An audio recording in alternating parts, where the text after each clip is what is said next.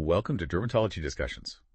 Imagine a patient walking into your clinic with a constellation of seemingly unrelated complaints, a vivid rash across their nose and cheeks, aching joints maybe that limit their mobility, and just this profound fatigue that overshadows everything. Could this be, a superficial presentation of something much deeper, a systemic battle? That scenario is, it's a very common starting point for diagnosing systemic lupus erythematosus, SLE. It's a condition where essentially the immune system mistakenly attacks the body's own tissues. Right. And this leads to a really diverse range of symptoms. Research clearly shows it's systemic. Inflammation hits the skin, joints, blood vessels most commonly, driven by these underlying immune issues. And it's so important to remember, isn't it, that while we often see the visible things like the rashes and the arthritis. Yeah, the obvious signs. Exactly. There's this potential for silent but really serious involvement of internal organs. Kidneys, lungs, heart, nervous system. It's a major concern. Absolutely. That possibility of severe internal damage really highlights why getting the diagnosis right and getting it promptly is so critical. So navigating that diagnostic process effectively is key. It is. And, our understanding of how to actually define and diagnose SLE it's evolved quite a bit over the years. Let's dig into that evolution. I know the diagnostic criteria have been refined. Started with the American Rheumatism Association, I think. Indeed. The initial ARA criteria back in 71 gave us a starting framework. Then it was built upon, modified in 82, again in 97, trying to improve consistency, and accuracy. Okay. Then later, the Systemic Lupus International Collaborating Clinics, SLICC, they introduced their criteria. Ah, yes, SLICC. They were designed to be more sensitive, potentially picking up a broader range of SLE cases. But maybe less specific. That was the potential trade-off, yeah. Possibly a bit lower specificity compared to the 82 ACR criteria. And the SLICC criteria, they had a particular structure, didn't they? How did that work? Yes, the 2012 SLICC rule said a patient needed at least 4 criteria, and crucially, at least 1 had to be clinical and 1 immunological. Okay, 4 total, 1 clinical, 1 immunological. Right. Or, alternatively, you could have biopsy-proven lupus nephritis plus specific antibodies like ANAs or anti-dsDNA. So where are we now? What's considered the sort of gold standard today? Currently, the ELA-EQR criteria are very highly regarded. They show impressive sensitivity and specificity like 96% and 93%. Wow, that's high. It is. And a big advantage is they seem effective even in early disease, and they work well across different ethnic groups. So they're really becoming central, both for clinical research and just everyday patient care. That sensitivity must help with earlier diagnosis. Definitely.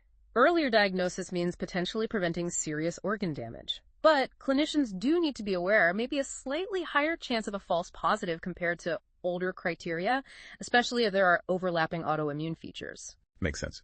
So beyond these clinical signs and lab tests, what can we learn from looking at tissue samples? What are the pathological hallmarks of SLE?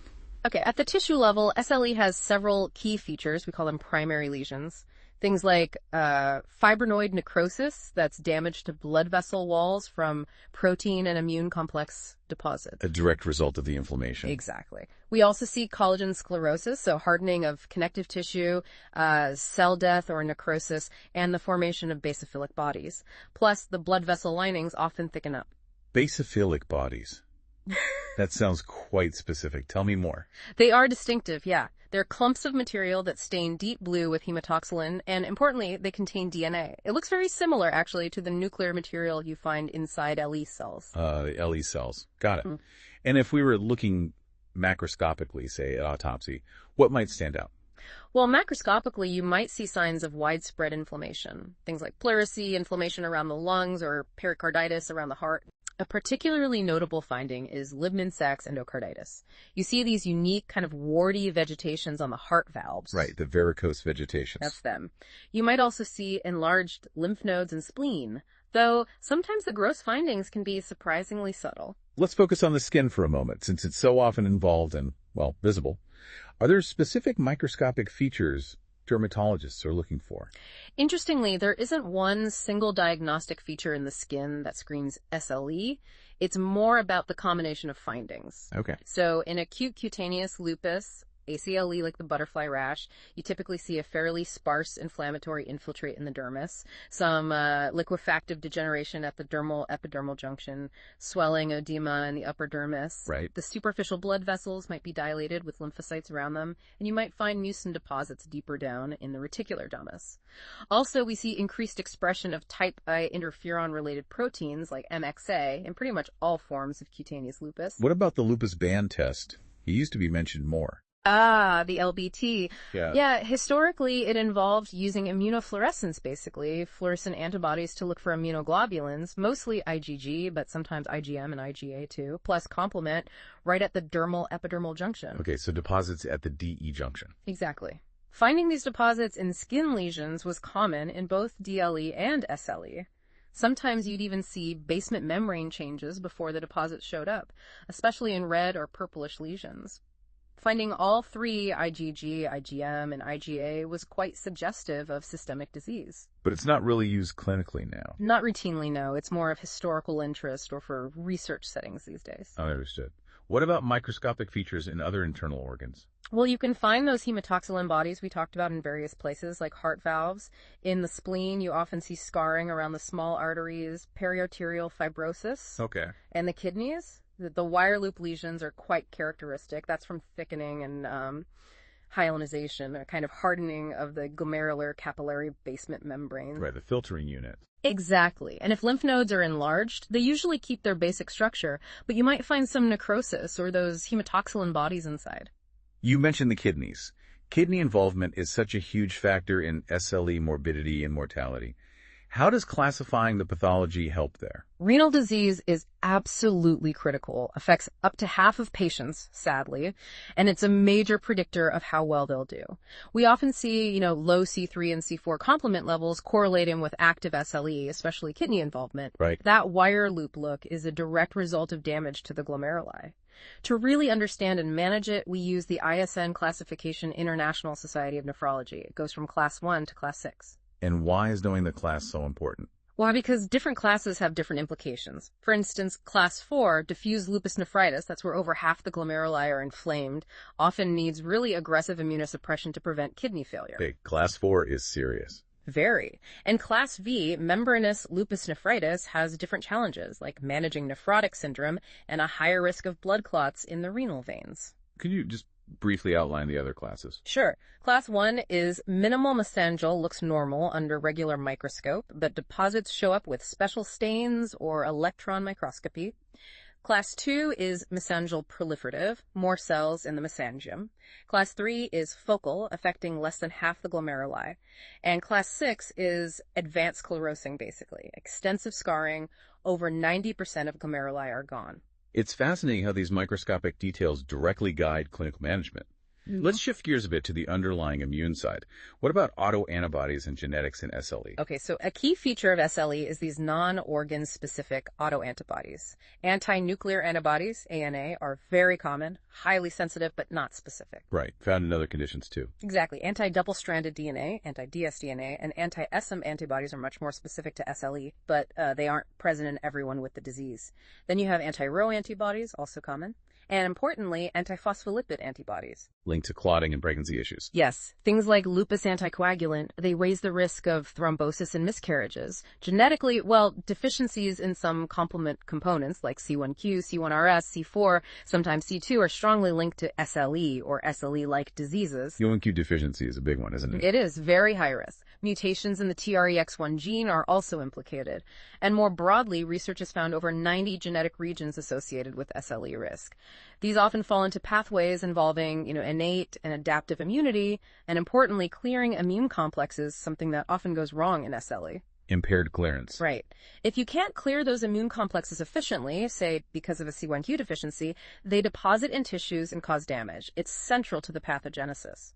Turning back to the clinic, we see such a variety of skin manifestations. Can you walk us through some key ones? Absolutely. So acute cutaneous lupus, ACLE, often gives you that classic butterfly malar rash. It's often photosensitive. Triggered by sun. Yes.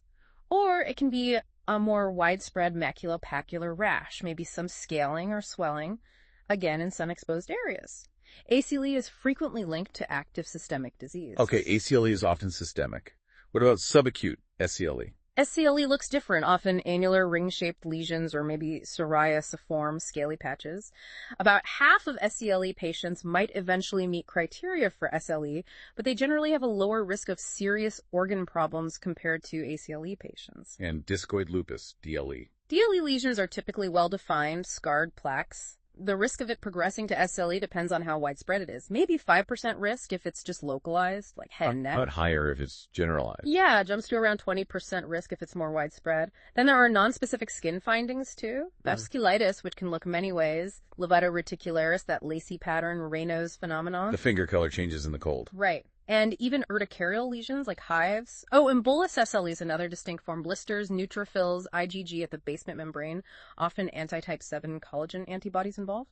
That's a lot of possibilities. So, given this huge range of findings, how do we approach the diagnostic workup and then monitor patients? Well, ANA positivity is central, very sensitive, almost always present in SLE, but again, not specific. Right. Anti-dsDNA and anti-CISM are much more specific, but not always there.